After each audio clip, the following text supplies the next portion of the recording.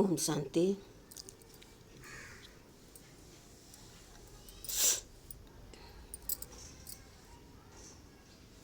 आज 29 जनवरी 2023। प्रातः मुरली। ओम शांति। बाप दादा मधुबन। मीठे बच्चे, ईश्वरी बचपन को भूल ऊंचे ते ऊंचा बरसा गंवा नहीं देना। फूल पास होंगे तो सूर्यवंशी घराने में राज मिलेगा। प्रश्न है, सतयुग और त्रेता में किसी भी आत्मा को अपने कर्म नहीं कूटने पड़ते, क्यों?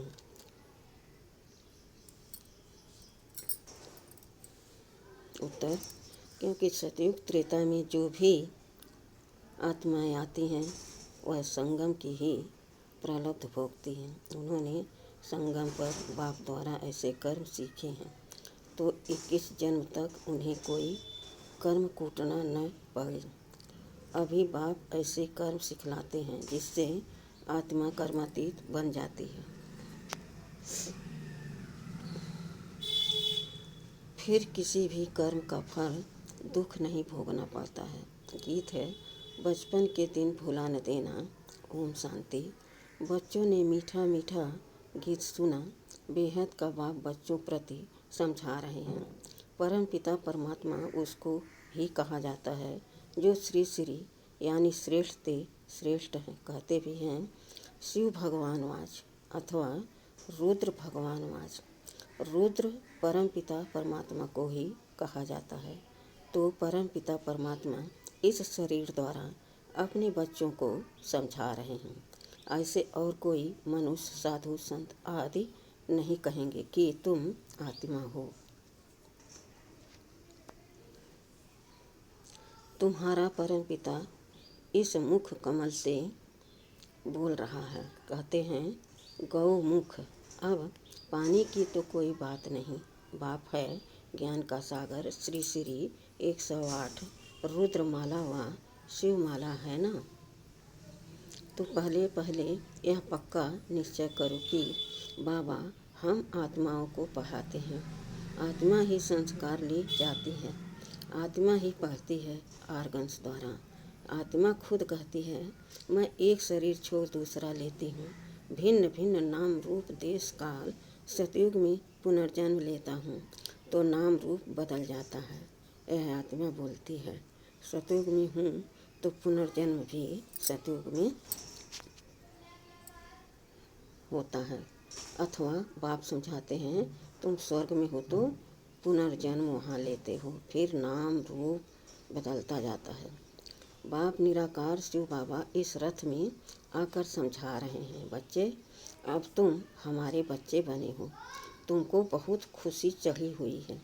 हम बेहद के बाप से वर्षा ले रहे हैं इस ब्रह्मा द्वारा। आत्मा कहती है मैं इस शरीर द्वारा बैरिस्टरी अथवा डॉक्टरी का पार्ट बजाती हूँ। हम आत्मा अशरीरी थी, फिर गर्भ में आकर शरीर धारण किया है। बाप कहते हैं मैं तो गर्भ में नहीं आता हूँ। हम ऐसे नहीं कहेंगे कि परम पिता परमात्मा एक शरीर छोड़ दूसरा लेते हैं। नहीं, तुम लेते हो, यह दादा लेता है। इस आत्मा में 84 जन्म पूरे लिए हैं। यह आत्मा अपने जन्मों को नहीं जानती थी, अब 84 जन्मों का जाना है।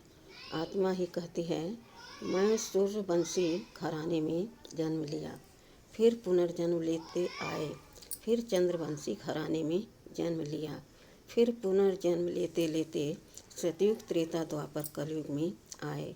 आत्मा कहती है द्वापर में हमने बाप को बहुत याद किया। परम पिता परमात्मा के लिंग रूप की पूजा भी की है। मैं आत्मा सतयुग में मालिक थी, वहाँ किसकी पूजा नहीं करती थी। स्वर्ग में भक्ति होती नहीं, आधा कल्प भक्ति की। अब फिर बाप के सम्मुख आए हैं। अभी तुम सब निराकार बाप के सम्मुख आए हो साकार द्वारा। बाप कहते हैं यह ईश्वरी जन्म भूल नहीं जाना। कहते हैं बाबा यह तो बड़ा मुश्किल है। अरे मुश्किल क्या बात है? तुम आत्माओं का बाप मैं हूँ। मैं आया हूँ तुमको पतित से पावन बनाने। तुम स्वर्ग की बादशाही करने लिए पढ़ते हो। ज्ञान के संस्कार मुझ परम पिता परमात्मा में हैं। इसलिए मुझे ज्ञान सागर मनुष्य सृष्टि का बीज रूप कहते हैं। खुद कहते हैं बरोबर मैं रचयिता हूँ। मैं परम धाम में रहता हूँ। मैं यहाँ एक ही बार आता हूँ जबकि मुझे पढ़ाना होता है। पतित सृष्टि को आकर पावन बनाता हूँ। जरूर पतित ही याद करेंगे। सतयुग में पावन तो याद नहीं करेंगे। ऐसे तो कोई नहीं कहेंगे कि आकर हम आत्माओं को पतित बनाओ। नहीं, पतित माया ने बनाया है। तब कहते हैं पावन बनाओ। परंतु उन्हों को यह पता नहीं है कि मैं कब आता हूँ। मैं आता ही हूँ संगम पर, और कोई समय नहीं आता हूँ। अभी आया हूँ। तुम मीठे बच्चों ने हमारी गोद ली है। जानते हो बाबा फिर से प्राचीन राजयोग सिखलाते हैं जिससे भारत पावन बनता है। यह है निराकार ईश्वर की पाठशाला। निराकार बाबा कहते हैं मैं इस तन में आता हूँ। यह ब्रह्मा तुम्हारी बड़ी मम्मा है। वह मम्मा सरस्वती जगत अम्बा है। ब्रह्मा की बेटी बड़ी मम्मा पालना तो नहीं कर सकती, इसलिए वह जगदम्बा मुकर्रर रखी है। इसके ब्रह्मा के शरीर को जगदम्बा नहीं कहेंगे। यह माता पिता है। यह ब्रह्मा माता भी है। वर्षा माता से नहीं मिल सकता। वर्षा फिर भी बाप से मिलेगा। इस ब्रह्मा माता के तुम मुख वंशावली हो। बाप कहते हैं बच्चे मेरा बनकर तुम ईश्वर की बादशाही लेने लिए पुरुषार्थ करते करते फिर कहाँ माया की युद्ध में हार नहीं जाना, भाग नहीं जाना। यह ईश्वरी बचपन भूलाना नहीं। अगर भुलाया तो रोना पड़ेगा। तो बीके सरस्वती जिसको जगत अम्बा कहते हैं वह पालना करने निमित्त बनी हुई है। यह ब्रह्मा पालना कैसे कर सके? कलश पहले इनको मिलता है। पहले इनके कान सुनते हैं, फिर जगदम्बा है संभालने के लिए। अब बाप कहते हैं मैं संगम युग पर आया हूँ तुमको वापस ले जाने। जैसे धर्माऊ मास जिसको पुरुषोत्तम मास कहते हैं ना, वैसे यह भी पुरुषोत्तम युग है जहाँ उत्तम से उत्तम पुरुष बनना होता है। पुरुषोत्तम माना उत्तम से उत्तम पुरुष कौन है? यह श्री लक्ष्मी नारायण। यह नर नारी ऊंच ते ऊंच कैसे और किस द्वारा बने? बाप कहते हैं मेरा नाम भी है श्री श्री श्रेष्ठ ते श्रेष्ठ। ऐसा श्री नारायण जैसा मनुष्य मैं बनाता हूँ। पतितों को पावन बनाता हूँ, जिससे फिर ऐसे लक्ष्मी नारायण पुरुषोत्तम और पुरुषोत्तमनी बनते हैं। बाप कहते हैं बच्चे देह सहित देह के जो भी संबंध हैं सबको भूलते जाओ। मुझ एक के साथ युग लगाओ। तुम कहते हो हम बाप के बच्चे बने हैं। बाप के स्थापन किए हुए स्वर्ग के हम मालिक बनेंगे। बाप कहते हैं मामिकम याद करो।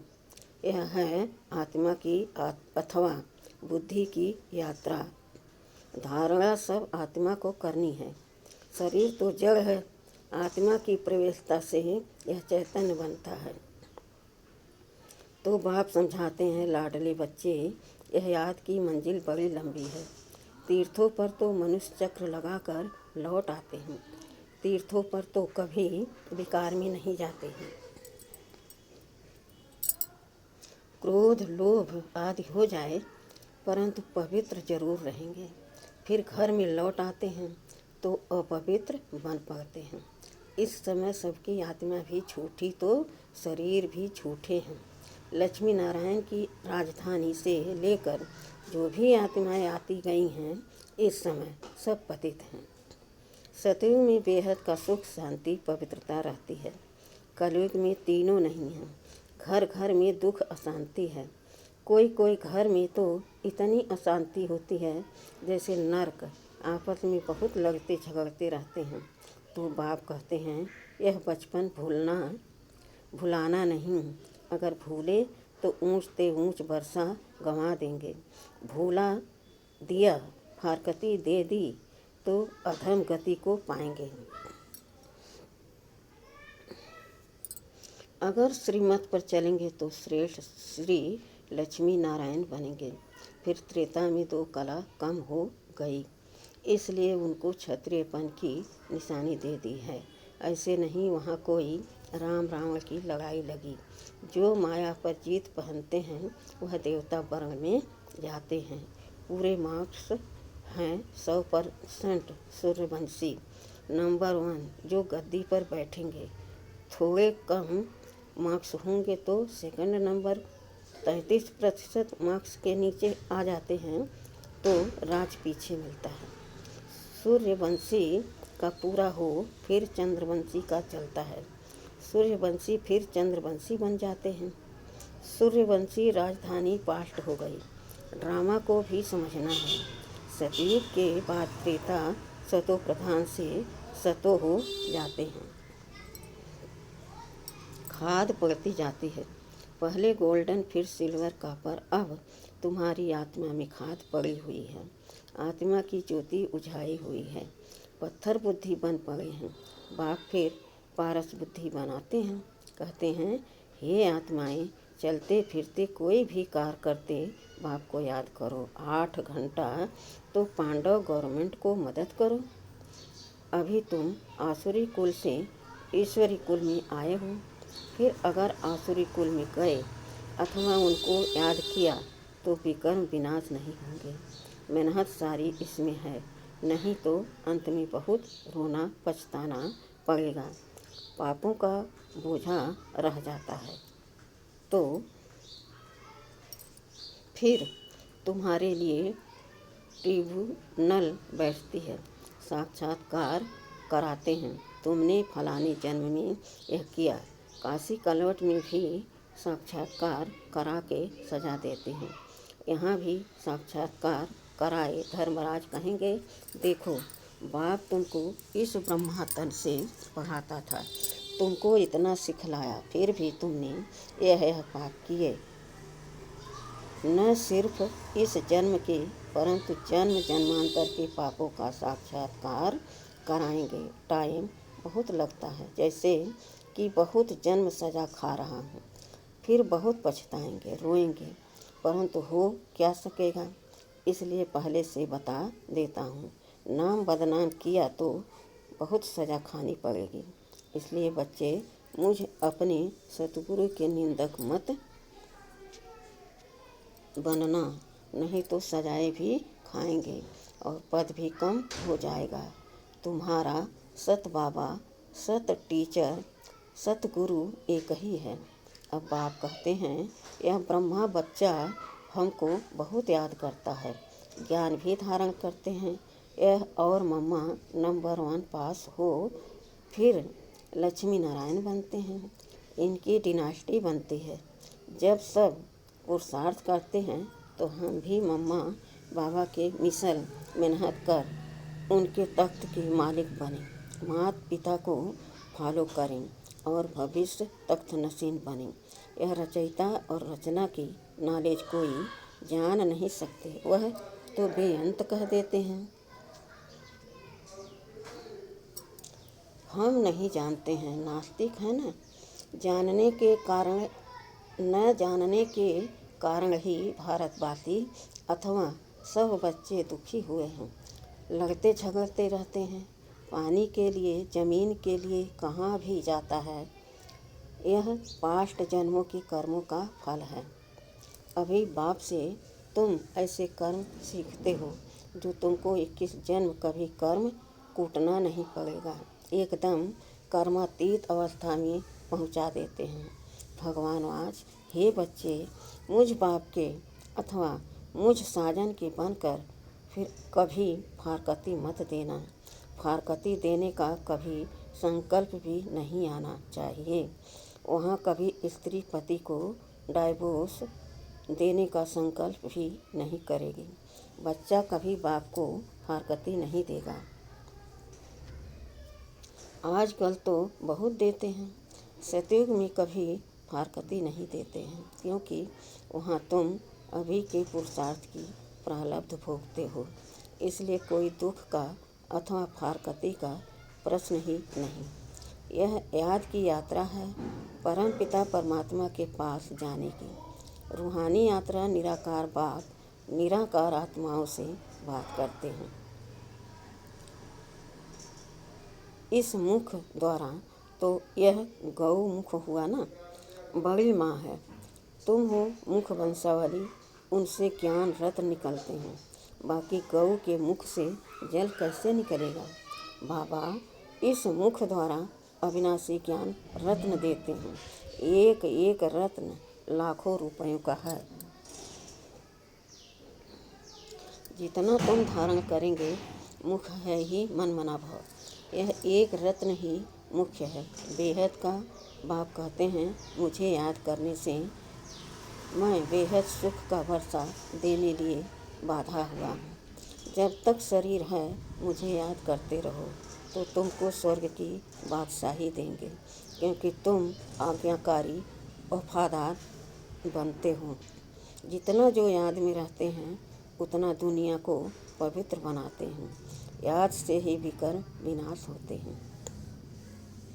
बच्चों को माया घड़ी घड़ी भुला देती है, इसलिए खबरदार करते हैं कभी बाप को भूला नहीं देना। मैं तुमको लेने आया हूँ। सतयुग से फिर नाटक रिपीट होगा। मैं सतयुग का मालिक नहीं बनूंगा, तुमको स्वर्ग की राजाई देता हूँ। मैं फिर आधा कल्प वानप्रस्थ में बैठ जाऊंगा। फिर आधा कल्प मुझे कोई याद नहीं करते। दुख में सभी याद करते हैं, सुख में करे न कोई। अच्छा, मीठे मीठे सिखिलदे बच्चों प्रति माता पिता बाप दादा का याद प्यार और गुड मॉर्निंग। रूहानी बाप की रूहानी बच्चों को नमस्ते। हम रूहानी बच्चों की रूहानी बाप दादा को याद प्यार और गुड मॉर्निंग और नमस्ते नमस्ते नमस्ते। शुक्रिया बाबा, शुक्रिया, वाह बाबा वाह। धारणा के लिए मुख्य सार है, पहला है 8 घंटा पांडव गवर्नमेंट की मदद जरूर करनी है। याद में रह विश्व को पावन बनाने की सेवा करनी है। दूसरा है कभी कोई उल्टा कर्म करके शत्रु की निंदा नहीं करानी है। मम्मा बाबा जैसा पुरुषार्थ कर सूर्यवंशी राजाई लेनी है। वरदान है दिव्य बुद्धि के वाहन द्वारा तीनों लोकों की सैर करने वाले ज्ञान स्वरूप विद्यापति भव। दिव्य बुद्धि अर्थात होली हंस, बुद्धि हंस अर्थात क्षीर और नीर को, मोती और पत्थर को पहचान मोती ग्रहण करने वाले, इसलिए होली हंस संगमी भी ज्ञान स्वरूप विद्या देवी सरस्वती का वाहन है। आप सभी ज्ञान स्वरूप हो, इसलिए विद्यापति या विद्या देवी हो। यह वाहन दिव्य बुद्धि की निशानी है। इस दिव्य बुद्धि के वाहन द्वारा आप तीनों लोकों का सैर करते हो। यह वाहन सभी वाहन से तीव्र गति वाला है। स्लोगन है अपनी सर्व शक्तियों को अन्य आत्माओं के प्रति विल करना ही सर्वश्रेष्ठ सेवा है। ओम शांति।